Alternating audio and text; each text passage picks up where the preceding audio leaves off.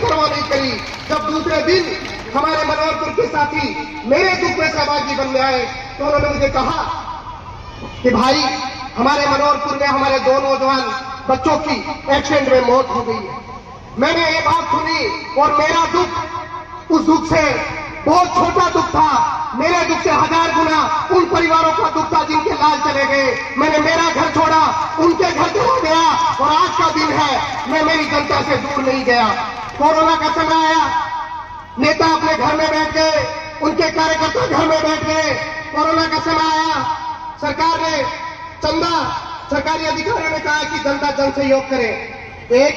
एक जो वर्तमान विधायक उनकी तो स्थिति रही कि एसडीएम ने चंदा ले लिया, ईओ ने, नगर पालिका के ईओ ने चंदा इकट्ठा कर लिया कोरोना के नाम पर, और जब कोरोना पूरा हुआ तो वो पैसा अपने व्यक्तिगत खाते में ट्रांसफर कर लिया, और जब जांच चली तब पता चला कि कोरोना का पैसा अपने खाते में ट्रांसफर कर लिया।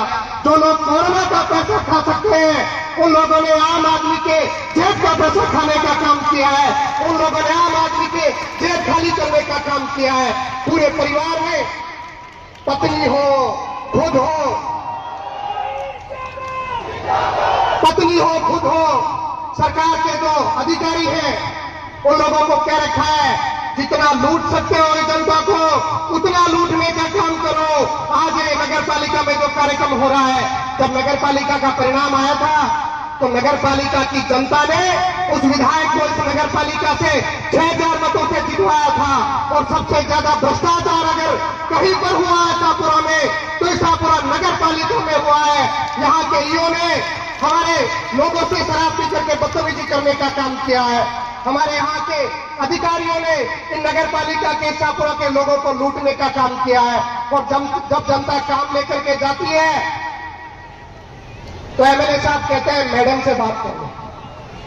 मैं सही कह रहा हूं या गलत कह रहा हूं? जब जनता को एक कहा जाता है कि मैडम से बात कर लो, जनता ने वोट आपके चेहरे पर दिया था, मैडम के चेहरे पर नहीं दिया था।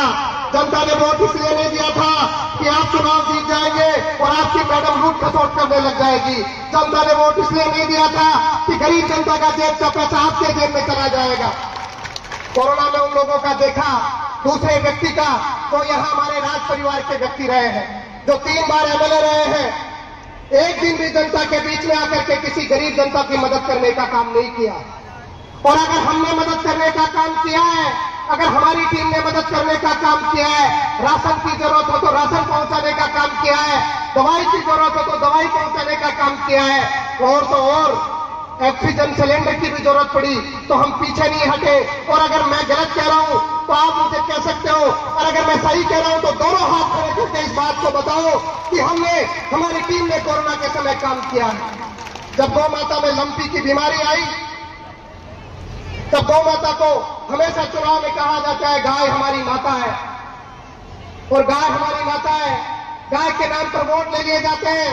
लेकिन जब गौ माता में लंपी की बीमारी थी, जब कोई नेता और उनका कार्यकर्ता नहीं लग रहा था, मैं दोबारा कह रहा हूं, मैं कभी ये नहीं कहता कि क्षेत्र की हर गौ माता की सेवा करने का काम मैंने किया है, लेकिन मैंने प्रयास जरूर किया है, मैंने कोशिश जरूर करी है कि गाय हमारी माता है, इस माता को मन में रख करके मैंने उसको पूजने का काम किया है, उस तकलीफ के समय उस गाय की सेवा करने का काम किया है। आज हमारे क्षेत्र में जितना भ्रष्टाचार, भले किसान के घर पर वीसीआर का मुद्दा हो, भले मजदूर को एसडीएम कार्यालय, तहसील कार्यालय में लूटने का काम हो, भले ईओ ऑफिस में लूटने का काम हो, भले व्यापारी को पट्टे के नाम पर धमकाने का काम हो, उसकी जेब खाली करने का काम हो, भले ही नौजवान को किसी ऑफिस में जब छोटे से काम के लिए चक्कर काटने जैसी स्थिति पैदा हो जाती है। आज पिछले कई वर्षों से जब हमारे यहाँ से कोई भी पेशेंट होता है, तकलीफ में होता है, हमारी कोशिश रहती है कि उस पेशेंट की मदद करी जाए, उस तकलीफ में परेशान व्यक्ति की मदद उस अस्पताल में करने का काम किया जाए। और मैं और मेरी टीम, हम सब लोग मिलकर के हमेशा कोशिश करते हैं कि हमारे जो क्षेत्र के पीड़ित लोग जो अस्पतालों में, क्योंकि पीड़ित कोई भी हो सकता है अस्पताल में, गरीब हो और अमीर हो, और जब बीमारी आती है वो किसी को भी लग सकती है। महाराष्ट्री बैठे हैं, मैं तो उनके चरणों में प्रार्थना करता हूं कि हमारी जनता पर आपकी कृपा बनी रहे। लेकिन फिर भी जब ऐसी तकलीफ आती है तो हम पीठ फेर करके खड़े नहीं होते। हम जनता के बीच में जाते हैं, भले उसको अस्पताल में ब्लड की जरूरत हो, भले दवाई की जरूरत हो, भले सुख दुख में उसमें सहभागी बनने का काम हो, हम हमेशा खड़े रह करके उसकी मदद का काम करते हैं।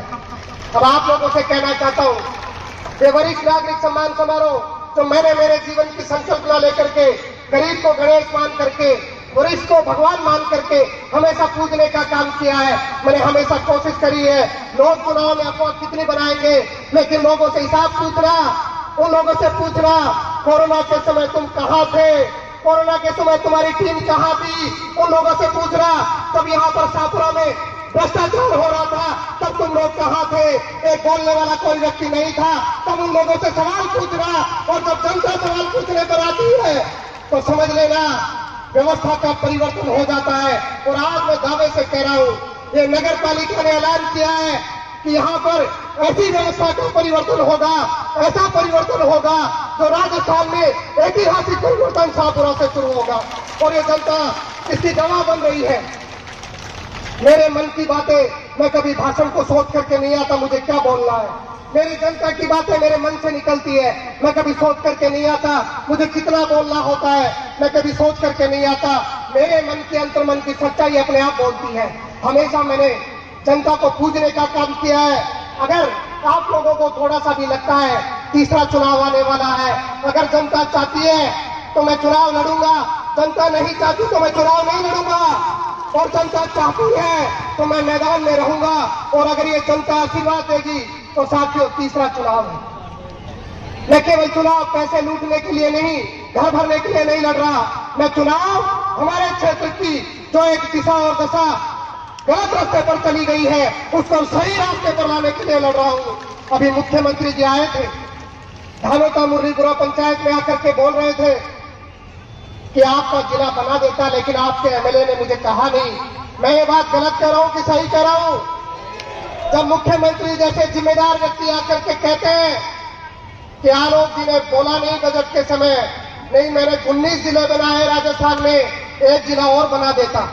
अगर हमारे विधायक ने जिला बनाने के लिए बजट के समय नहीं कहा, और जब विधानसभा में केवल राजस्थान के 200 एमएलए में सबसे कम प्रश्न पूछने का काम किया है, तो आप लोगों को समझना पड़ेगा कि हमारा नेतृत्व किन हाथों में है। और हमारे पुराने एमएलए जो राजस्थान के बारे में तो बहुत बोलते थे, लेकिन अपने क्षेत्र के बारे में उन्होंने अपने 15 साल के इतिहास में शाहपुरा के विषय में इस विधानसभा में एक भी प्रश्न उठाया हो तो मुझे कोई कह सकता है। उन्होंने एक भी प्रश्न शाहपुरा के बारे में नहीं उठाया, उन्होंने एक भी प्रश्न शाहपुरा के विकास के बारे में नहीं उठाया। मैं आप लोगों से कहना चाहता हूं, अनुरोध करना चाहता हूं, जनता अगर अवसर देगी तो उस राजस्थान की विधानसभा में आपके किसान की, व्यापारी की, गरीब की, नौजवान की आवाज बनने का काम करूंगा। आपकी आवाज को कमजोर नहीं होने दूंगा, आपकी आवाज को मजबूती दूंगा, ताकत दूंगा। और ये वादा करता हूं इस क्षेत्र में विकास की लहर लेकर के आऊंगा। यहाँ के हर व्यक्ति स्वाभिमान से जिए, इसके लिए मुझे जितना भी झुकना पड़े हमेशा इस जनता के बीच में झुक करके इस जनता के चरणों में रहने का काम करूंगा, जनता की सेवा करने का काम करूंगा। आप लोगों को सावधान रहना है ऐसे लोगों से जो चुनाव के समय षड्यंत्र बनाने का काम करता है, ऐसे लोगों से जो केवल जनता के बीच में मीठी मीठी बात करके चले जाते हैं। आप लोगों को सावधान रहना है। बहुत लंबा कार्यक्रम चलने वाला है, अभी बहुत माताओं का सम्मान भी बाकी है और हमारे वरिष्ठ जनों का सम्मान भी बाकी है। मैं अपनी बात को पूरी करूंगा, आपके बीच में हमेशा आता रहता हूं। आप लोग आशीर्वाद देकर के इस बार राजस्थान की विधानसभा में भेजेंगे तो वादा कर रहा हूं आपकी आवाज को कमजोर नहीं होने दूंगा, आपकी बात को कमजोर नहीं होने दूंगा। आपका शर्म कभी शर्म से नहीं दुखेगा, हमारे क्षेत्र में विकास होगा। और ये बादल आज इस बात के गवाह दे रहे हैं कि हमारे क्षेत्र में एक लहर आने वाली है, हमारे क्षेत्र में एक ऐसी रोशनी आने वाली है जो आने वाले समय में शाहपुरा को एक स्वर्णिम अक्षरों में इतिहास लिखने का काम करेगी।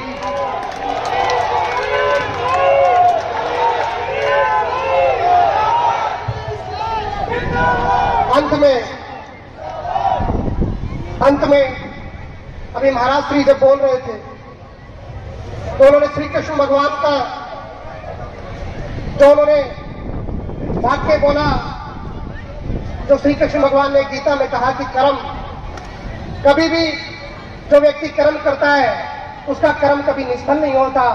वही दो लाइनें मैं आपके बीच में बोल करके अपनी बात को विराम दूंगा कि बस कर्म तुम्हारा कल होगा, कि बस कर्म तुम्हारा कल होगा। और कर्म अगर सच्चाई है, और अगर कर्म अगर सच्चाई है तो कर्म कहां निष्फल होगा। हर एक संकट का हल होगा, वो आज नहीं तो कल होगा। लोहा जितना तपता है उतनी ही ताकत भरता है। सोने को जितनी आग लगे वो उतना प्रखर निखरता है। हीरे पर जितनी धार लगे वो उतना खूब चमकता है। और मिट्टी का बर्तन पकता है तब धुन पर खूब खनकता है। मिट्टी का बर्तन पकता है तब धुन पर खूब खनकता है। सूरज जैसा बनना है तो सूरज जितना तपना होगा।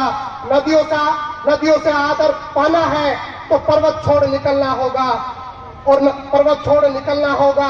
और हम आदम के बेटे हैं क्यों सोचे, और हम आदम के बेटे हैं क्यों सोचे राह सरल होगा। कुछ ज्यादा वक्त लगेगा, कुछ ज्यादा वक्त लगेगा, पर संघर्ष जरूर सफल होगा। हर एक संकट का हल होगा, वो आज नहीं तो कल होगा।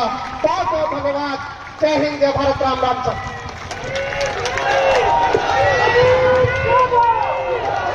मैं जो मातृशक्ति बैठी है उनके बीच में जाऊंगा।